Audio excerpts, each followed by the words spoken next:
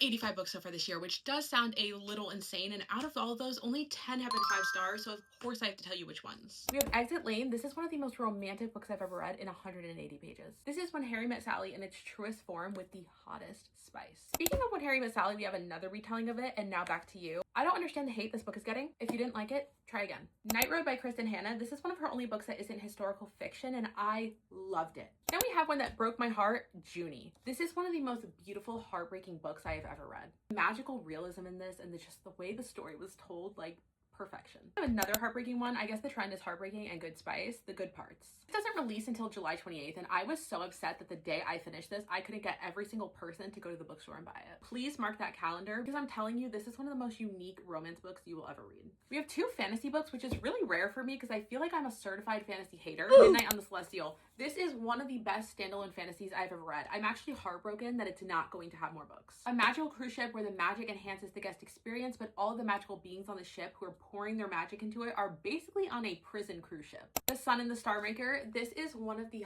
hottest fantasy books I've ever read with the most heartbreaking concept. In order for her to live, he has to pass away. And it's just like slowly happening through the whole entire book. That is not a spoiler, that is on the literal back of the book, but like, talk about breaking my heart. It wouldn't be a video of mine if I didn't have a historical fiction, Keeper of Lost Children. This book was so incredible that if I could eat it, I would. 400 pages and it felt like 40 because it was that incredible. There was not a dull moment of this. Every single character was interesting. The Hop. This is one of those books where I'm not going to tell you anything about it except to go read it. You will not regret it. If you read this and it's not a 5-star, I will literally go and buy you a book. I'm that confident in that this is an amazing read. And for number 1, my pride and joy, 10 minutes 38 seconds in this strange world. It's about a woman and the 10 minutes and 38 seconds that she is teetering between life and death after she was unalived. She can still hear things, she can still feel things, and then part 2 takes you into the morgue with her. No book has ever changed me like this.